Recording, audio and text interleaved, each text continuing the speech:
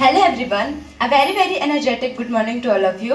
First of all, I would like to thanks my dear sir for giving me this wonderful opportunity. I am Simran Khatun and I am a student of DC by Ansari sir. Right now I am going to explain a modern verb would have had to, and guys, I will try my level best and I hope you will understand which topic I am going to explain. So let's start. Today our topic is modern verb would have had to. Would have had to का एक use नहीं, इसका use हम पांच तरीके से करते हैं। जैसे कि ना पढ़ता है, ना पढ़ा, ना पढ़ जाता, ना पढ़ा होगा, करना ही होगा। इन सभी अलग अलग सेंटेंसों में हम वुड हैव हैड टू का यूज़ करते हैं। जैसे कि एग्जाम्पल के लिए, आपको हॉस्पिटल जाना पड़ता, आपको डीसी में अंग्रेजी बोलना पड़ा होगा, आपको वहाँ मुस्कुराना पड़ जाता, आपको डीसी का फीस जमा करना ही होगा। इन सभी सेंटेंसेस में हम ये modern verb would have had to का यूज़ करते हैं। आइए इसे स्ट्रक्चर से इसको हम ट्रांसलेट करते हैं। आपको हॉस्पिटल जाना पड़ता, इसका ये फर्स्ट यूज़ है ना पड़ता, इसके लास्ट में आ रहा है ना पड़ता, तो यहाँ पे हम ये वुड हैव हैड टू का यूज़ करेंगे।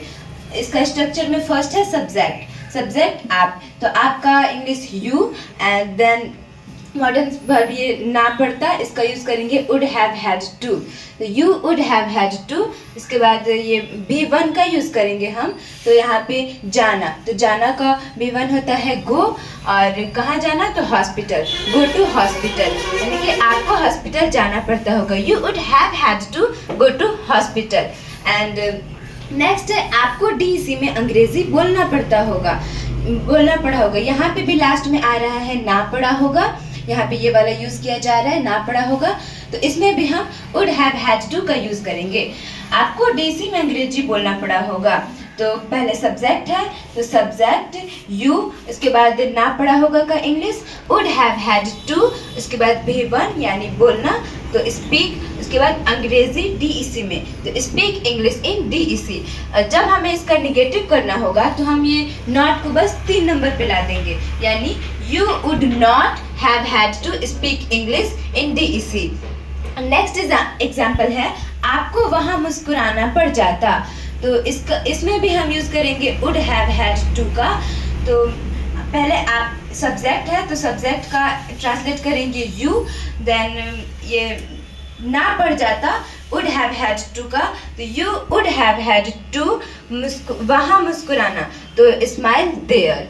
एंड नेक्स्ट एग्जाम्पल है आपको डीईसी का फीस जमा करना ही होगा, तो पहले सब्जेक्ट है, तो सब्जेक्ट आपको का यू, एंड उसके बाद ना ही होगा, यहाँ पे है ना ही होगा, तो इसका हम यहाँ पे modern verb would have had to का यूज़ करेंगे। You would have had to fees जमा, तो पे द फी, एंड डीईसी का तो ऑफ डीईसी। इस तरह हम वुड हैव हैड टू का यहाँ पे अलग अलग सेंटेंसेस में यूज़ करते हैं, और जब भी इसमें नेगेटिव सेंटेंस आए तो हम बस नॉट को 3 नंबर पे रख देंगे। इस तरह हमारा सेंटेंस कंप्लीट हो जाएगा। आई होप कि आप लोगों को समझ आया हो, एंड इसी तरह मुस्कुराते रहिए, अंग्रेजी सीखते रहिए। Thanks for watching.